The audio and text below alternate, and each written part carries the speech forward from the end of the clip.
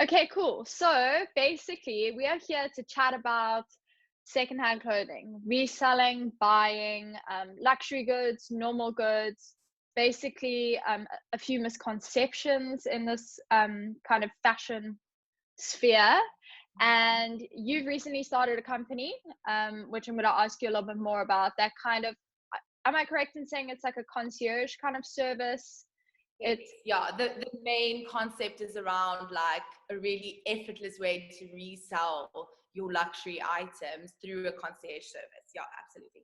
I definitely think that's solving a pain point and a problem. I think one of the reasons people are hesitant to sell their clothing is there's so many gray areas. And I feel like once you start doing it, you learn lessons along the way, but a lot of people don't want to break that barrier.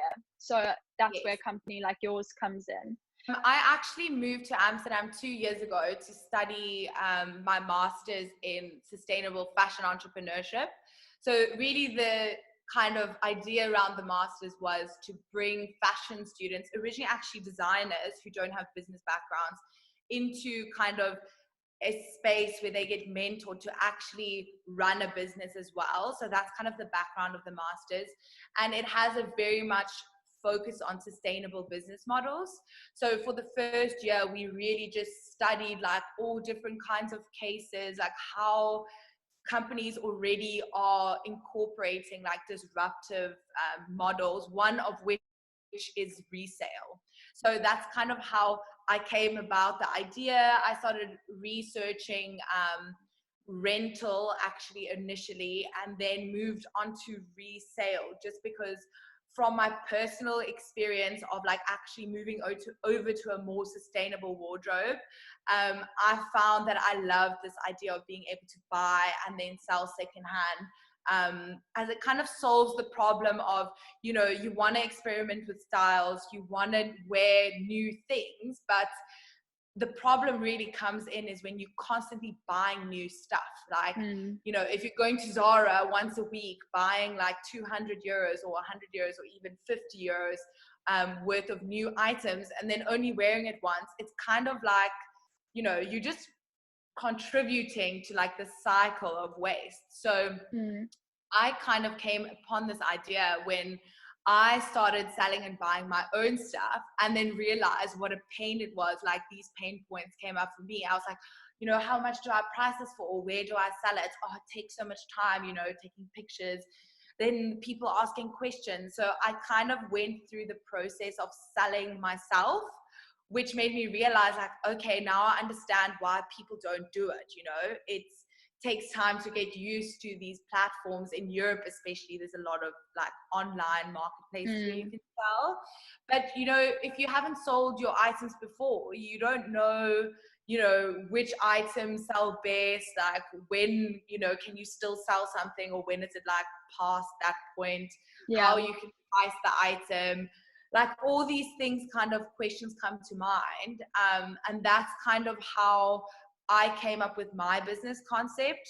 I really wanted to create a sort of concierge service, which is like an end-to-end service that helps people. Mostly we target like people with luxury items, just because, you know, if you're doing that much work for someone, that the item still has to be high enough value to make it worthwhile. But to really help people who firstly don't know how to do it themselves, but also just can't be bothered with the process. You know, it really can be a pain to sell. And through all this research, I also realized like a lot of people just want advice. You know, they do just want to ask like, in my area, where's the best place for me to sell? Or I'm looking at buying a bag, but I don't know if it's authentic. Like, can you help me make sure it is? And is the price fair? For instance, all these kind of questions come up, and everyone has their own problem.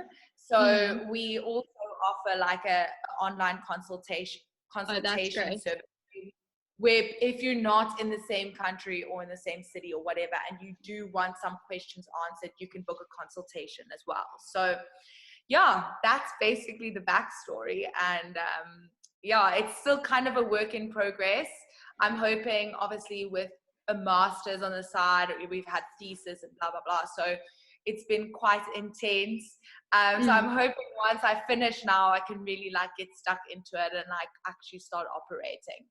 I definitely think that there's a gap in the market for something like that.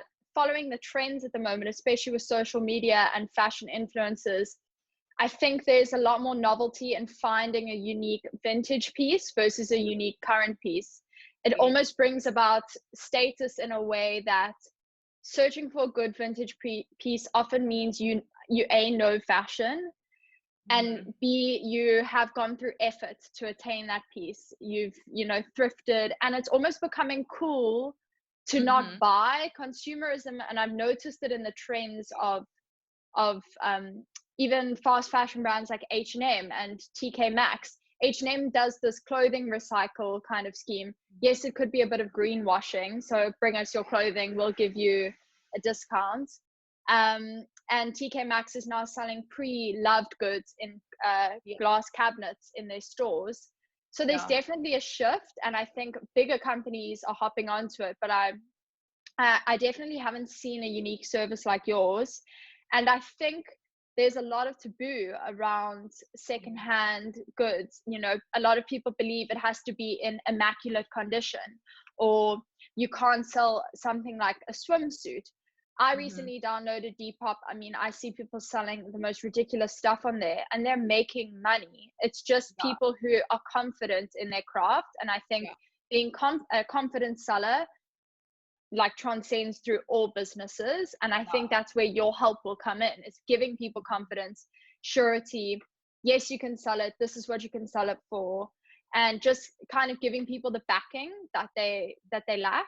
I mean, as humans, we often lack confidence. So, I mean, I sold my first thing on Depop today. I stood in a queue for like 40 minutes at the post office, and didn't get my money immediately. With a service like yours, I'm sure as soon as the item passes hands of the person, you'd get your money immediately. So there's a lot of hiccups along the way. You get someone asking you on Depop, you're selling an item for £13. They ask, will you sell it for £7? Then Depop is taking its percentage, PayPal's taking its percentage. So you end up with nothing. And then you go wait in the post office queue for 40 minutes. The point of big companies actually incorporating resale, I think it's amazing. And I think, actually a lot of big companies are doing this because they don't actually have a choice. Like resale is sort of, it's in one of these stats, it says like resale will take over fast fashion in like less than 10 years, because people are realizing actually the benefits of reselling. Firstly, you fund future purchases. So you actually get money back for an item which clothing used to be sort of like a disposable, you wear it and then donate it or whatever. But now people are realizing like, oh, okay, actually, let me invest in something that is a little bit more. But and if you buy it secondhand already, you can almost resell it for the same price you bought it for if you look after it, because once you walk out the store, it decreases in value by 50%, like no questions asked. So it's like a car, there's almost no point in buying a new car when, you can buy a pretty like similar decent model car, half the price. So I think people are realizing like all the benefits there is to buying and selling secondhand, and realizing it's not dirty, it's not it doesn't have to be, not a hippie vibe. Know where to go.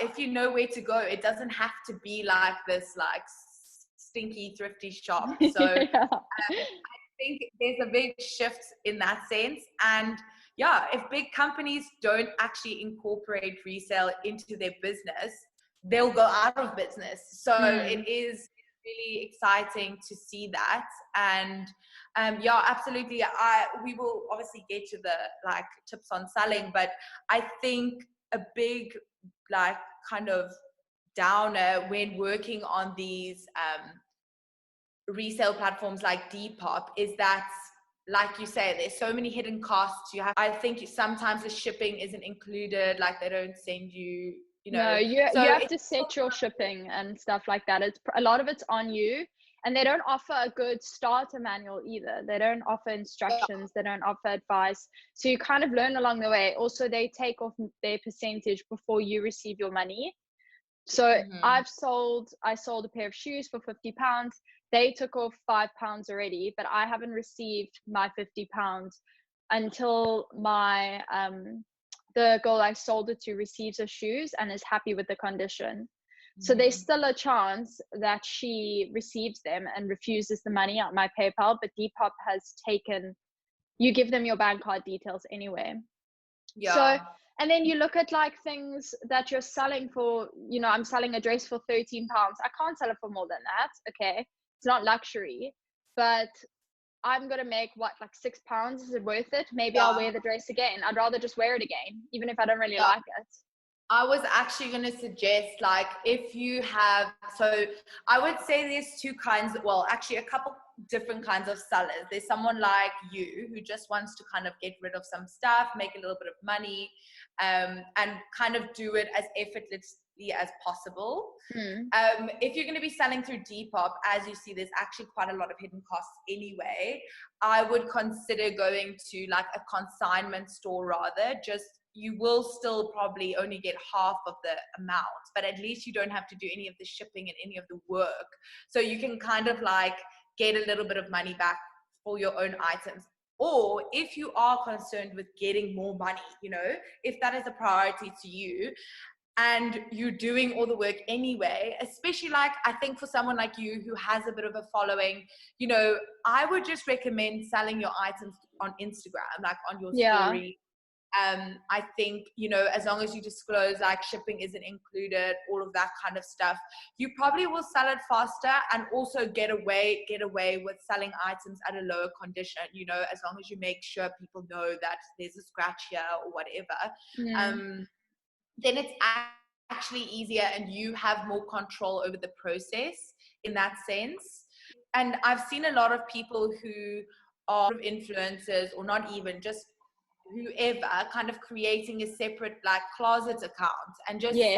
posting their items through there instead of Depop. You keep more of the money, and yeah, if that is something that's important to you, or if you're doing all the work anyway, you might as well Yeah. keep more of the money.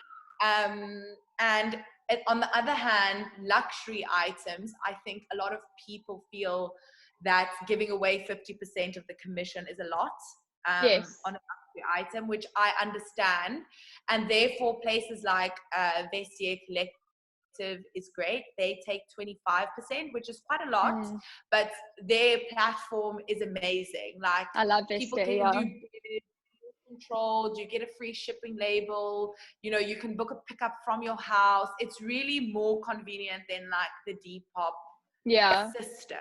Yeah. um but then again, you still have to take the pictures, you still have to, so it is really like, it depends what's important to you as a seller. Like, if you Mm. want, if the money isn't as important and you just want to kind of like get rid of stuff and make a bit of money off of it, I would recommend like consignment store or something like what our service would do.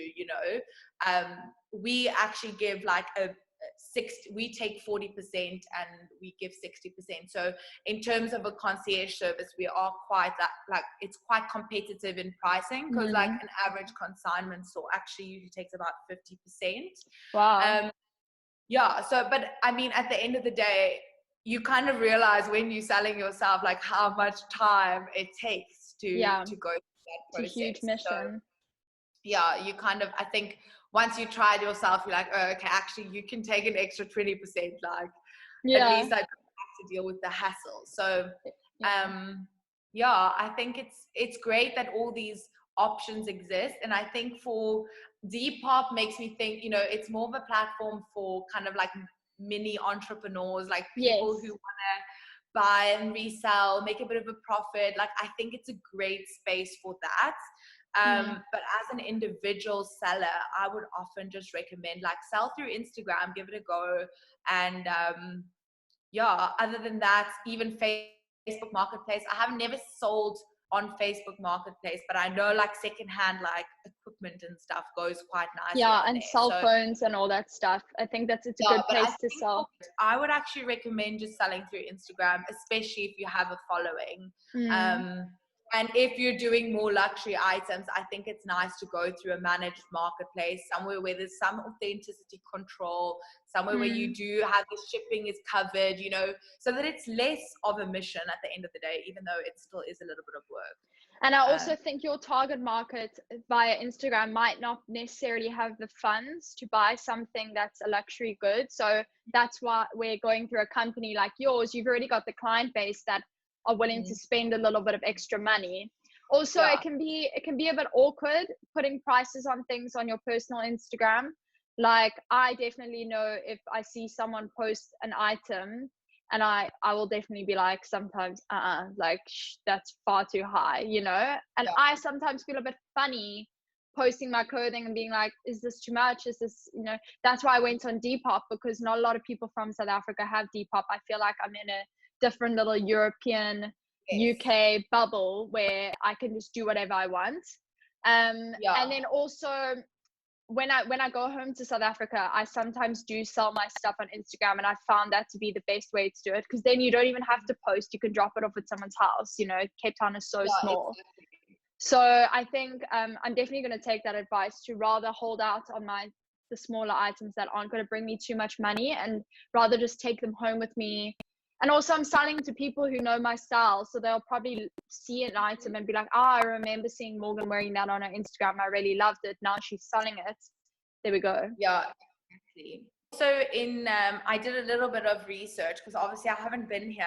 So I was like not really sure what your options are locally, but I actually found some nice or interesting things that I didn't know existed. So I discovered a little sort of Depop-like platform called Yaga, YAGA. Yes, I saw that the other day. Yeah. So you can sell on there. I think for obviously people in South Africa, that's a good one to know. And then there's two also online consignment platforms for luxury items. So if you have any designer bags or clothing, go through either Lux City or the Changing Room. I think they're both Cape Town based, but I'm sure that they probably will sort out shipping for you if you do have some nice items to design. And then just kind of wherever you are, always just Google like consignment secondhand store near me or whatever, and just have a look, because weirdly enough, there's often some of them around, even though like they're not top of mind for us. Like I discovered in Neisner, there's like a little place called Rotation, and they also have some really nice little designer items, and they take stuff on consignment. So you'll be surprised, actually, even in small towns, there's often like a little consignment store, a secondhand shop that will either be willing to buy stuff off of you or just take it on consignment. So I think always just do a little bit of research, and you'll probably find things quite easily. But those 3 places in South Africa I know seem to be great. I haven't tried them, but they're incredible. And what are your thoughts on getting a group of your friends together and holding a sale at your house? Obviously not now. I think that's amazing. I honestly, I've never done it myself, and I don't really know why, but I think also swaps, like it could be so fun, you know, have a girls' night, or get some wine, put on some like Sex in the City, like swap your clothes. I think that's awesome. I think there's actually some like swapping companies and people in Amsterdam as well, I know, do like swap events, which is like all organized and everything, which is awesome. But I think why not? Like I think if you have a group of girlfriends and, you know, just bring a bunch of stuff, see what people like, and then go for it. Why not? And I also think post corona, people are going to be a lot more frugal with their spending. At least I am. So, and you haven't seen your friends in ages, so I think this idea of either getting rid of stuff. So I mean, you've been living in the same space for 2 months now. At least I have. When I say you, I mean generally, I've noticed items that, as Mary Kondo would say, don't give me joy anymore. They piss me off. I'm like, why the Why fuck do I still have this, I've got like 10 billion bikinis. I don't need them, And then also with stuff like that, that's a little bit more intimate. Obviously you'll wash them, but like if your mate's worn it before and you're like, yeah, you can have this bikini if you give me that top, why not? There's always options. And I think it's great that you've set out these levels of what people can do, and I think there are endless options. You just kind of have to be creative, and it all depends. Like I keep saying to people, like, it's like, what does the consumer want? Like everyone wants something different, and it just depends what your priority is. Like as a seller or a buyer, like, do you want to save time? Or like, is the money important? Or, what is important to you as a seller? Because I think that really defines like the option that you should choose. Because I think some people want more money and they're willing to take the time to take cool pictures, like promote it on their socials, whatever. Other people are just like, oh, I just want to get rid of it. Like, please, I don't actually care if I get like 20 Rand or 50 euros or whatever for it. Just like, get it out my face. So I think they are just it just depends on what you want. What's the protocol with selling items, say yourself? What are the criteria for an item to be resellable? Should you get it dry cleaned? What is your responsibility in terms of making sure it's in peak condition before you send it to someone? Well, I think that this, if it has a hole in or a stain on it, just don't sell it. I think unless it's like unless it's worth a lot of money, and unless someone is willing. I don't know, I always think like if it's from Zara and it has a big hole in it and it's probably like, what's the fucking point? Like at the end of the day, trust me, I've been through this process. Once you have it at the shipping, like you're gonna be like, oh, I should have just like given it to a good cause, Yes. So I don't think don't push it. It's just not really worth it if you're trying to sell. If it is high quality or branded, or for instance accessories, I would say accessories bags, if it has a small stain on it or damage, as long as you mention it in your description, then I would still say sell it. I don't think, you're not going to throw a Louis Vuitton bag away just because it has a little scratch on it or on the inside. So I think it take a little bit of like time, obviously, to value the item. And I would always say, as like a rule of thumb, depending on the condition, you should price your item between like, I would say 60% and 25% of the original resale price. So I think that's a fair amount, especially if you've worn it a couple of times. Obviously, if it still has the tag on it and it's like brand new, then, you can price it higher. Yeah. But if it's a worn item and use that as your benchmark. And then I would say if you do feel like it's still in good enough condition, as like a tiny hole or a tiny stain, then just make sure that you mention it like to the person buying it, because I know obviously as a buyer and a seller, like there's no worse thing than like something arriving and it's like it's not what you expected. And then I think in terms of dry cleaning, if it's an item that can only be dry cleaned and someone is paying, I think, more than like 150 euros for it, I would say that it's courtesy to dry clean it before you send it, especially if it smells, or if there's like, if you can tell that someone's worn that item, smoking in it or whatever. Like I would 100%, it doesn't need to be dry cleaned, but it needs to be clean, either washed or dry cleaned, however the item should be like clean. But I would don't send something to someone if it's like has an odor or I think that would be, as just like a general guideline, if it has a hole, a stain, or it smells, just like reconsider selling it to tell people, because that can be quite disappointing, and then you're just going to deal with some angry person on the receiving end. And they'll send it to some Depop drama page. It'll be embarrassing as well. It'll be name change. In terms of a price point, how do you make sure, like I said, that you're getting a good price? Is there a tactic? I generally price things higher than what I'm willing to accept because I know someone's going to try and negotiate. Yeah. So say I want £50. Top price is I get say I want £50 and then I market it at like 60. Top price I get £50. Winning, great luck, I get 60. But I know that someone's gonna try and negotiate that £10. So you kind of have to allow leeway, like a house or renting an apartment.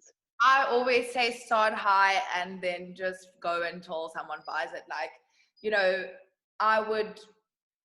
I think, you know, just like in any store, they start with a going price and then they end up selling it at 70% off. Yes. The person who really wants that item, if they really want it, they'll buy it at full price. Mm-hmm. So you have that, like, like you say, you're lucky if it sells at that That's what price. happened with my shoes. I had like 3 people ask me for it to be lowered and I just waited, and then a girl just bought them. She was like, I'll take them for 50. I was expecting 40, 45. That's a good point. Is like, just wait a little bit, like give it a couple, you know, see how popular the item is. If a lot of people are asking, it means there's probably a demand for it. So give it a little bit of time. And then after that time, you can start lowering the price. I think I always tell people, you know, start a little bit higher to give yourself that leeway, because a lot of people, especially in thrifting, are like bargain hunting. So they are going to try, push the price down, and your sales will take much longer if you don't allow for that kind of negotiation gap. So if you're looking to get £40 or €40, like add 15 to it or 20 to it, and then just see how it goes. You can always lower your price. That's the nice thing with resale. It's like you can always allow like bidding or negotiations or whatever. So you're lucky to have that flexibility. So as a seller, I would say kind of start a bit higher. And then as a buyer, I would say take your chances. If you really like something, you know, bid on it, ask, kind of put your, like you say, just like a house, like put your offer in and see what happens. I think that's kind of also the nice thing about thrifting. I think as a seller, it can be a pain in the ass, but for buyers, you really can find things that are like an absolute steal. So, and you can have the control a little bit better. You're not going to go argue at Zara or H&M saying, I want this for cheaper. Doesn't work that way. You can try. Okay. So I think in terms of authenticity, especially in luxury, that's always a bit of a concern. You know, how do you know you're buying something that's real, and also like it's a good price or not? I think always, if you're going for buying, make sure you're looking for places that have some sort of return policy, or, you know, even on Vestiaire, for instance, like, or Depop, when you're shopping and like if the item comes and it's not what you thought or whatever, you have a chance to send it back.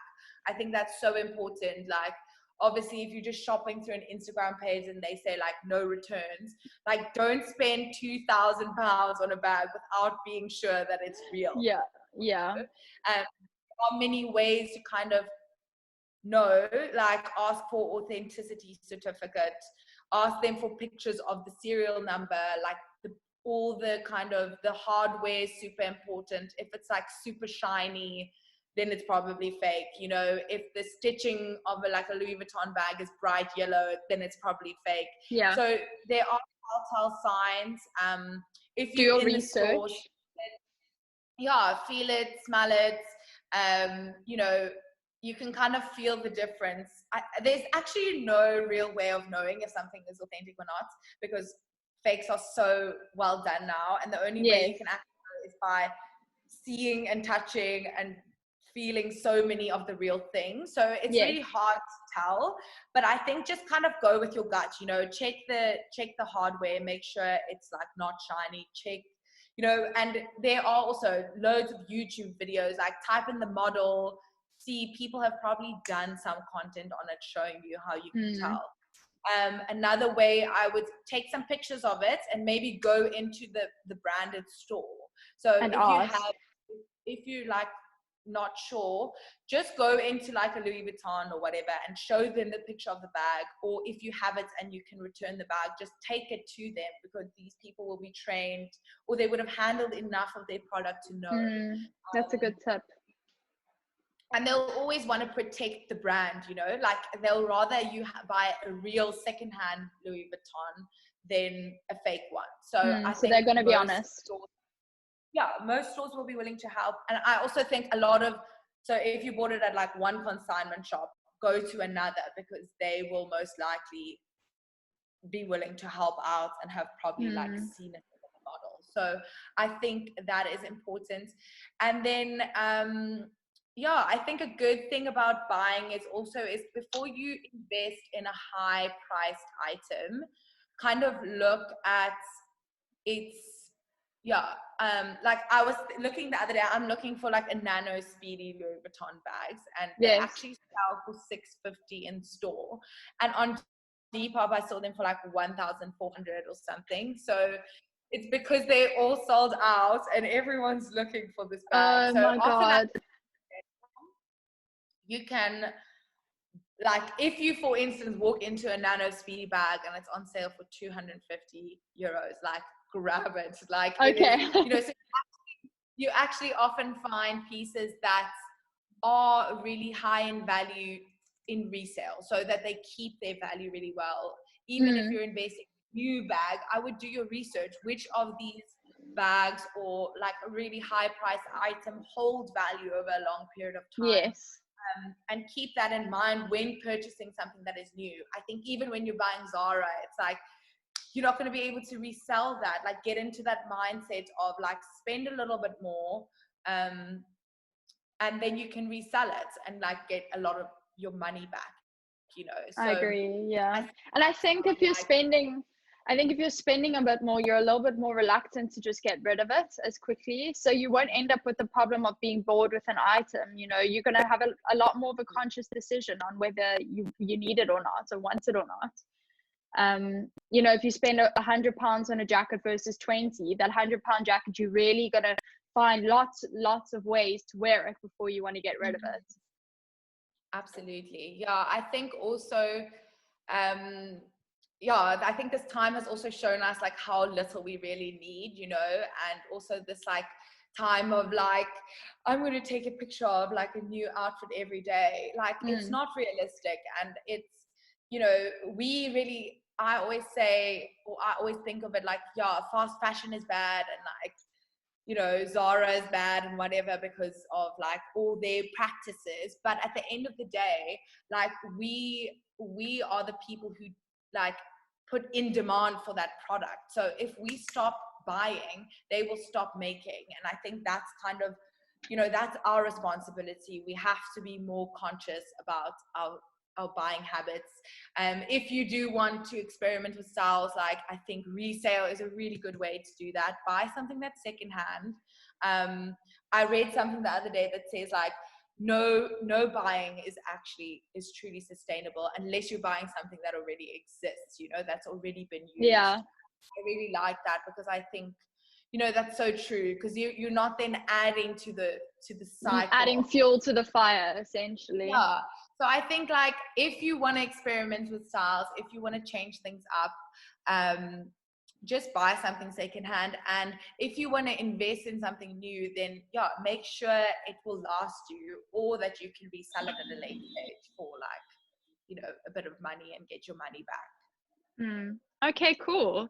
I think those are all fantastic tips. You've definitely helped me. I'm going to reconsider the stuff I'm selling now, because I think it holds no value. I'm kidding. Thank you so much. Bye.